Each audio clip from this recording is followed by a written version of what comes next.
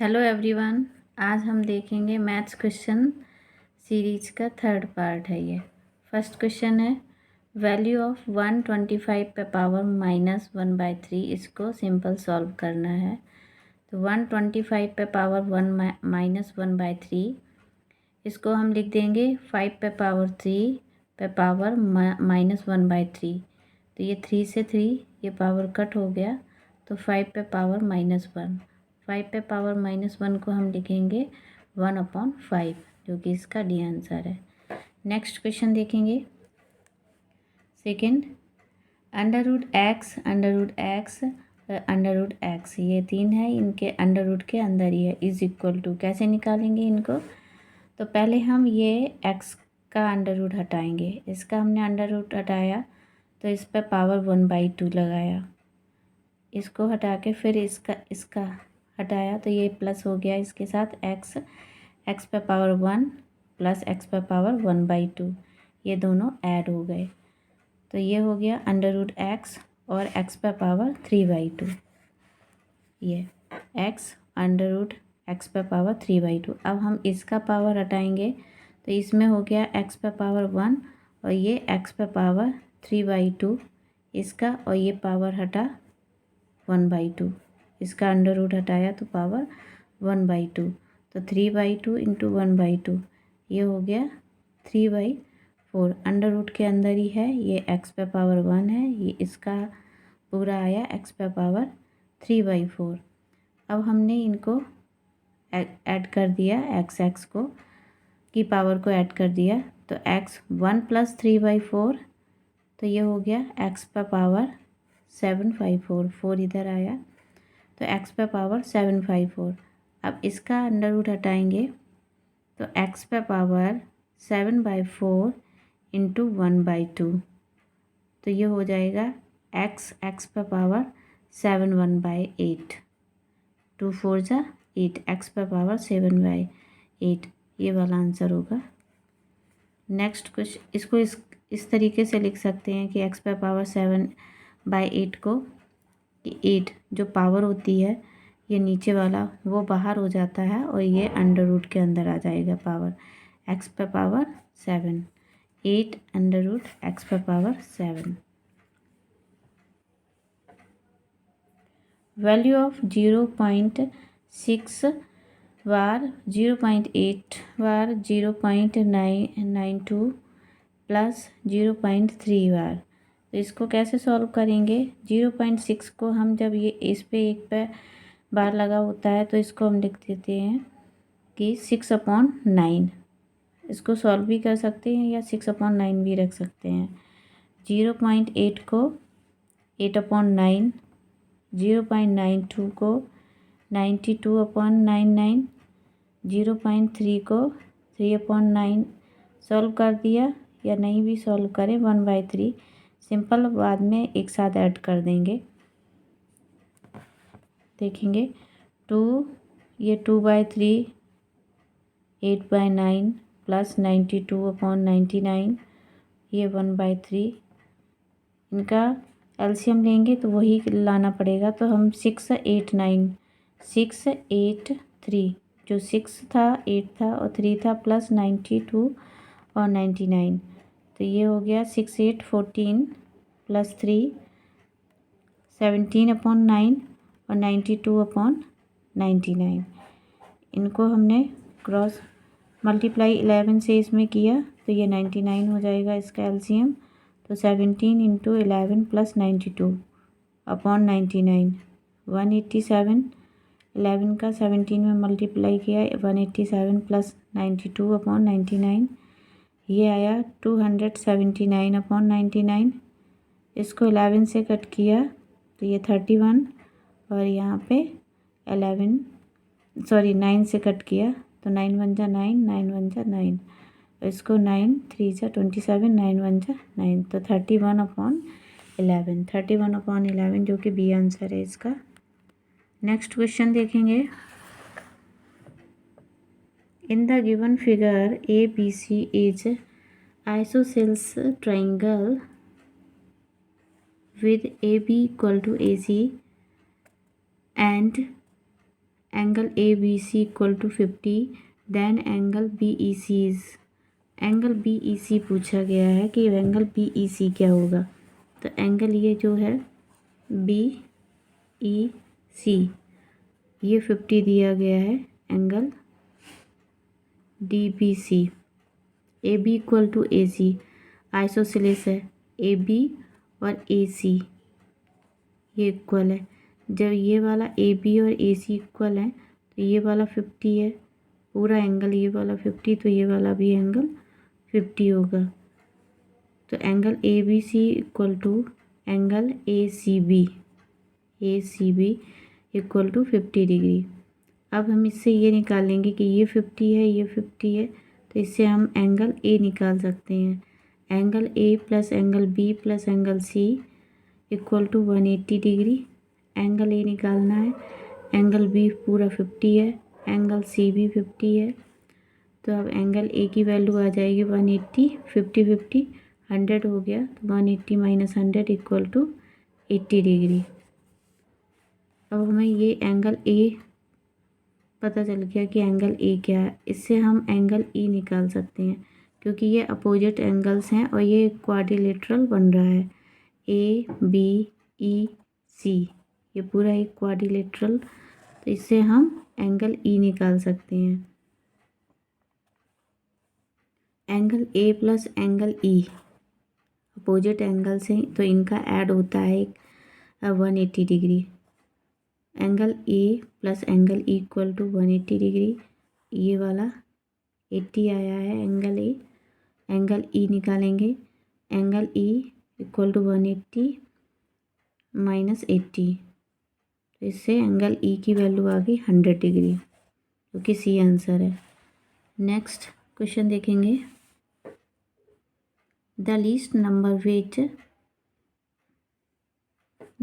Number which should be added to 2497 2497 and so that the sum if exactly divisible by 564 and 3 is, इसमें divisible पूछा गया है कि ये 564 से ये वाला नंबर डिविजिबल है, तो इससे हम एलसीएम निकालेंगे। 5643 का पहले एलसीएम निकालेंगे, तो इसका एलसीएम आया 2 इंटू 6 इंटू 5 30 इंटू 2 यानी कि 60। अब ये 60 एलसीएम से हम इसमें डिवाइड करेंगे 2497 में।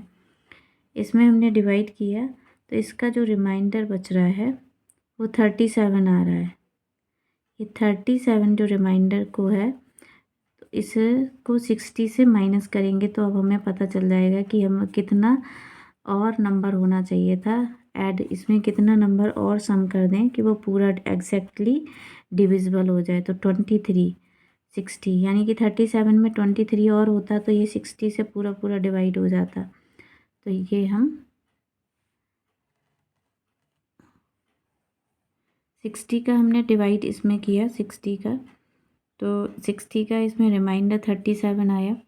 37 को हमने माइनस करके 60 से देखा तो वो 23 आया। अब हम 23 को इसमें ऐड कर देंगे तो वो पूरा 60 से डिवाइड हो जाता। तो ये नंबर कौन सा है जो पूरा एग्जैक्ट डिवाइड होगा? 23।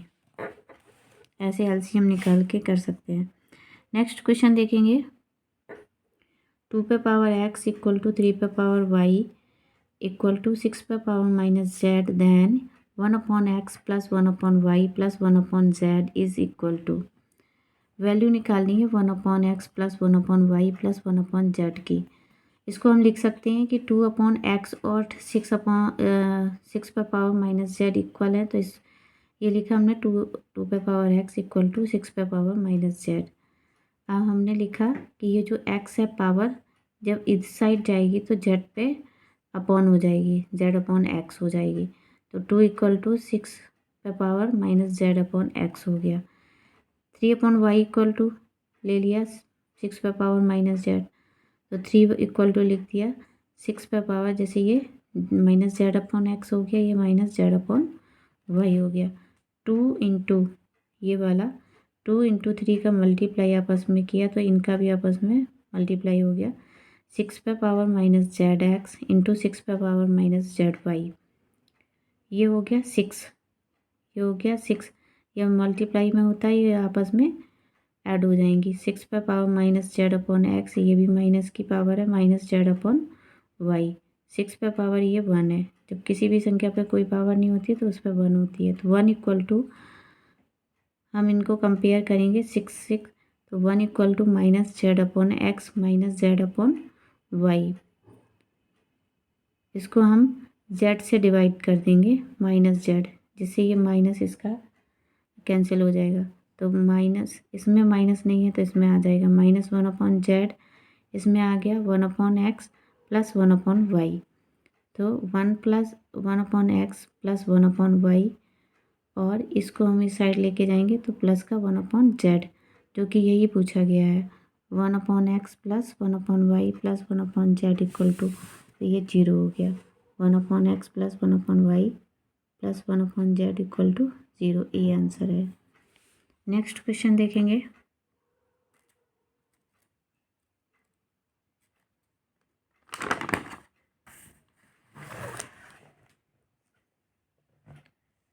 A car travels a distance of 75 km at the speed of 25 km per hour. It covers the next 25 km of its journey at the speed of 5 km per hour and least 50 km of its journey at the speed of 25 km per hour. What is the average speed of the car? एक car travels distance, जो first है उसने 75 kilometre जो किया है, उसमें speed उसकी थी 25 किलोमीटर, और दूसरे नंबर पे जब 25 किलोमीटर था तब उसकी स्पीड थी 5 kilometre per hour. Third number पे जब उसने 25 किलोमीटर, तब उसकी एवरेज स्पीड 5 किलोमीटर, लास्ट में 50 किलोमीटर जब कवर किया तब उसकी स्पीड थी 25 किलोमीटर। अब एवरेज स्पीड निकालनी है। एवरेज स्पीड निकालने के लिए पहले हमें टाइम निकालना पड़ेगा। तो टाइम निकालने के लिए क्या होता है, किलोमीटर, 75 किलोमीटर है डिस्टेंस अपॉन स्पीड, इससे आवर्स निकल जाएगा कि 3 आवर्स। टाइम बराबर क्या हुआ कि डिस्टेंस अपॉन स्पीड। तो इसमें हमने 75 अपॉन 25 से ये 3 बार कट जाएगा तो 3 आवर्स आ गया। नेक्स्ट जो है 25 किलोमीटर, इसको भी हम लिखेंगे कि डिस्टेंस अपॉन स्पीड। डिस्टेंस है 25, स्पीड थी 5 किलोमीटर। नेक्स्ट के लिए, सेकंड नंबर के लिए 5 किलोमीटर पर आवर, तो इसका आ गया hours, time 5 hours. Next last के लिए 50 किलोमीटर कवर किया है 25 किलोमीटर में, 25 स्पीड में, तो ये 25 टू जा 2 आवर्स, यानी कि टाइम हो गया थर्ड का 2 आवर्स। तो टोटल टाइम पता चल गया। टोटल डिस्टेंस कितनी है, 75 plus 25 plus 50 equal to 150 kilometre. Total time जो लिया है 3 आवर्स, 5 आवर्स, 2 आवर्स, ये हो गया 10 आवर्स। अब हम एवरेज स्पीड निकाल सकते हैं। Average speed equal to total distance upon total time. Total distance है 1/50 और टोटल टाइम है 10, तो इससे आ गया 50 किलोमीटर पर आवर इसकी एवरेज स्पीड है। डायरेक्ट भी लगा सकते थे कि एवरेज स्पीड लिखते, टोटल डिस्टेंस लिखना था, टोटल टाइम को हम डायरेक्ट ऐसे लिख सकते थे कि 75/25 यहीं पे 25 प्लस 25/5 प्लस 50/25, ये सारे जो आवर्स थे वो ऐड हो जाते, तो ये इसी से डायरेक्ट निकाल सकते थे। ये आंसर है 15 kilometre per hour. Next question देखेंगे। In the adjoining figure, PQ is diameter of a circle with center O. If angle PQR 65 degree, angle RPS equal to 40 degree and angle PQM equal to 50 degree, then angle SPM is angle S P M पूछा गया है, S P M, ये पूरा angle दिए पूछा गया है। S P R 40 degree दिया हुआ है, ये दिया है पी क्यू आर 65 डिग्री दिया है, ये दिया है क्यू एम क्यू और पी 50 डिग्री, ये वाला 50 डिग्री दिया है। तो इसमें देखेंगे कि ये जो एंगल पी आर क्यू और angle P M Q, P और एम और क्यू, ये सेमी सर्कल है। सेमी सर्कल पे एंगल, ये दोनों, ये वाला एंगल आर और एम सेमी सर्कल पर बन रहे हैं, जो कि 90 डिग्री होता है हमेशा। तो एंगल आर और एंगल एम ये 90 डिग्री के हो गए। अब हम देखेंगे कि ट्राइंगल पी आर और क्यू, इस ट्राइंगल को देखेंगे पी आर क्यू, इसमें ये आर हो गया 90 डिग्री, ये हो गया 65 डिग्री। अब हमें ये एंगल निकाल सकते हैं, एंगल पी, ये वाला जो थोड़ा सा एंगल बचा हुआ है ये वाला। तो हम निकालेंगे 90 + 65 और 180 से माइनस करेंगे तो एंगल पी पता चल जाएगा। तो angle P plus angle R plus angle Q equal to 180। Angle P निकालना है ये वाला इस ट्राइंगल में, तो 90 + 65 इक्वल टू 180। तो angle P equal to 180 minus 90 65 155, तो माइनस किया 180 माइनस 155, तो ये 25 डिग्री आया एंगल पी, ये इतना। अब नेक्स्ट कौन सा ट्राइंगल लेंगे, एंगल पी एम क्यू, ये नीचे वाला एंगल है पी एम क्यू, ये 50 है। एंगल एम ये सेमी सर्कल पर है, ये 90 है। तो अब ये जो इतना एंगल बचा है पी का, ये वाला निकालना है इस ट्राइंगल में। तो angle P plus angle M plus angle Q equal to 180 degree. तो 50 + 90, angle P equal to 90 + 50 equal to 180। तो angle P equal to 180 minus 90 50 minus 140 equal to 40 degree आ गया। अब ये वाला 40 आया और ये वाला 25 आया। अब ये पूरा एंगल पूछा गया है, एंगल एस पी एम, यानी कि एस पी एम, ये पूरा एंगल। पहले से 40 दिया हुआ था, ये 25 आया, ये 40 आया, तो अब इनको ऐड कर देंगे। Angle S P M equal to 40 + 25 + 40, तो ये आ गया 105। ये पूरा एंगल हो गया 105 डिग्री। नेक्स्ट क्वेश्चन देखेंगे,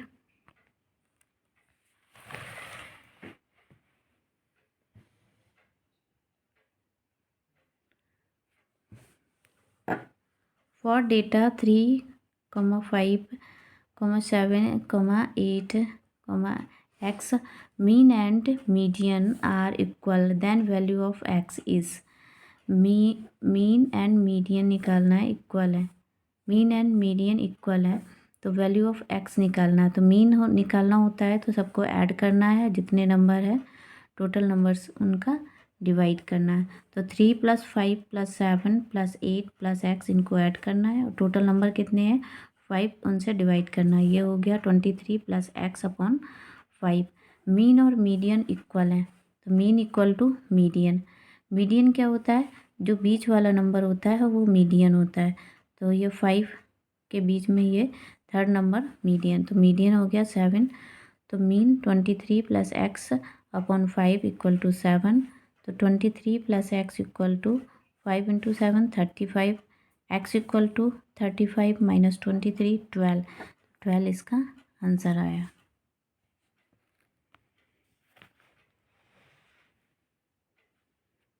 नेक्स्ट क्वेश्चन देखेंगे, A triangular cardboard piece has sides of 51 centimeter, 37 centimeter and 20 centimeter. It is painted with white paint of painting 1 centimeter square is rupees 2.50 rupees. Then total cost of painting in rupees is।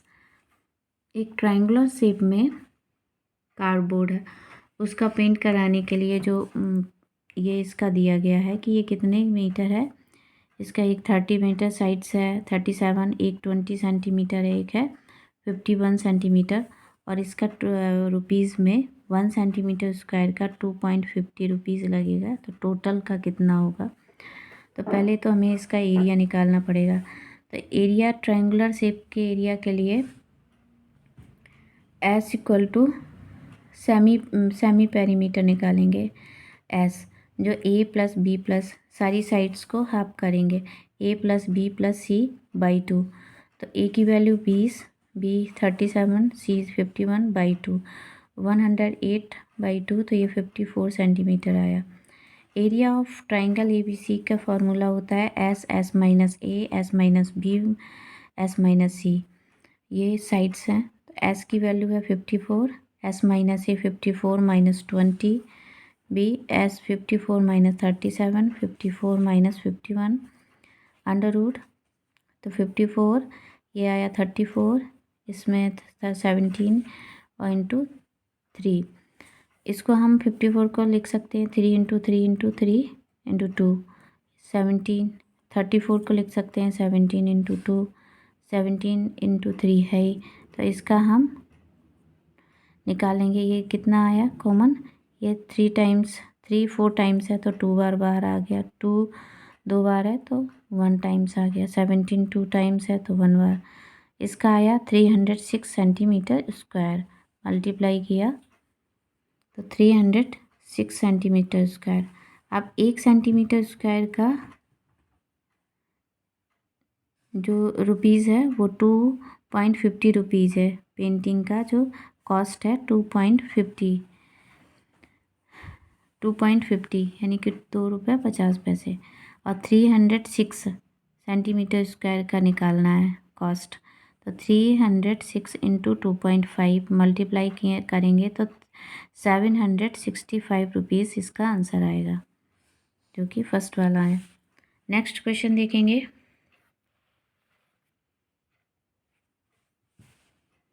A cylinder circumscribes a sphere. The ratio of the volume of cylinder to that of sphere is। Cylinder है जो सर्कमस्क्राइब्स है, सर्कमस्क्राइब्स of sphere. जो एक spear है वो cylinder के सर्कमस्क्राइब्स उसके अंदर है, तो उसका रेशियो निकालना है सिलेंडर का और स्पीयर का। ये स्पीयर है, ये हाइट है इसकी, हाइट ये आर है, तो ये आर और ये आर, स्फीयर की जो आर है ये सिलेंडर के हाइट के इक्वल है।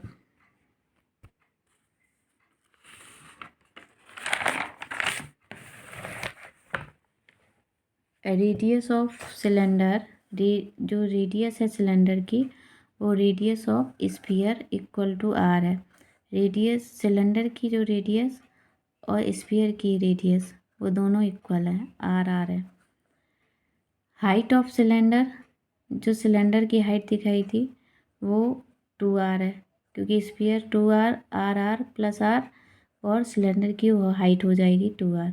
अब निकालेंगे volume of cylinder upon volume of sphere.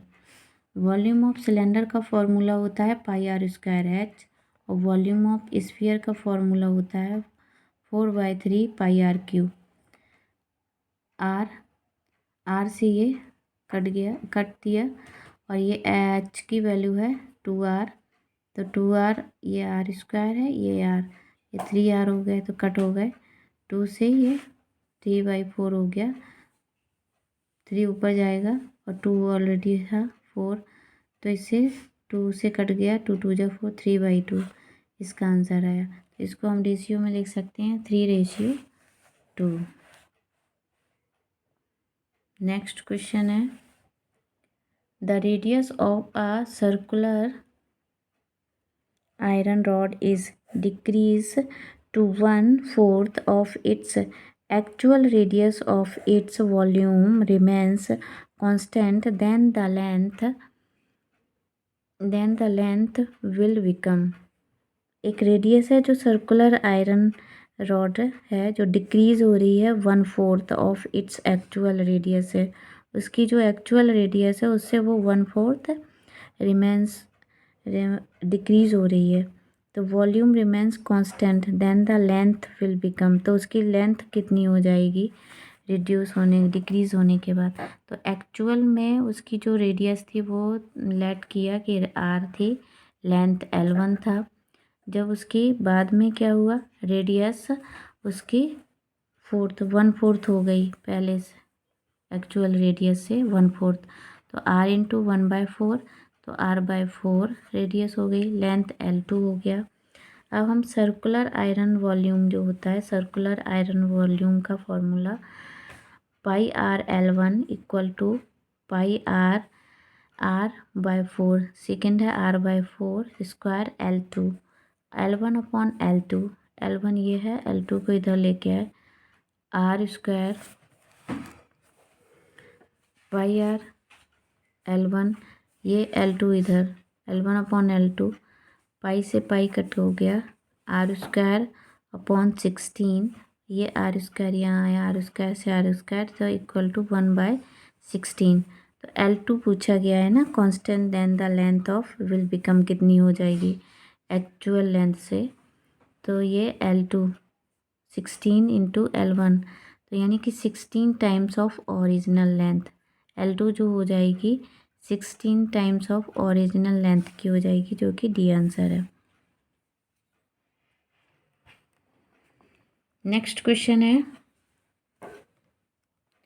if A denotes the volume of a right circular cylinder of same height as its diameter and B is volume of sphere of same radius as that of cylinder, then A upon B is, इन्होंने बोला है कि A जो denote कर रहा है volume of right circular cylinder, एक right circular cylinder है वो A से डिनोट हो रहा है, और सेम हाइट का इट्स डायामीटर, उसी डायमीटर का इसकी हाइट और इसकी diameter B, volume of sphere, sphere की जो वॉल्यूम है वो बी है, और इसकी डायमीटर और सिलेंडर की हाइट सेम है, तो of the same radius of that, radius same है that of cylinder, then A upon B निकालना है। तो volume of right circular cylinder का जो फॉर्मूला होता है वो पाई आर स्क्वायर एच, इसको ए मान लिया, वॉल्यूम ऑफ ए बोला गया है, वॉल्यूम ऑफ स्फीयर को बी बोला गया है, और इसका फॉर्मूला होता है 4/3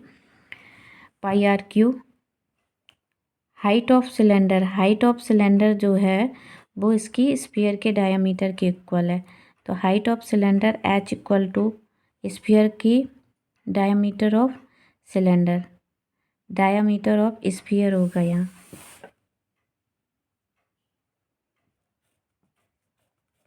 स्फीयर, तो H equal to 2R, H जो इक्वल है वो 2R के इक्वल है।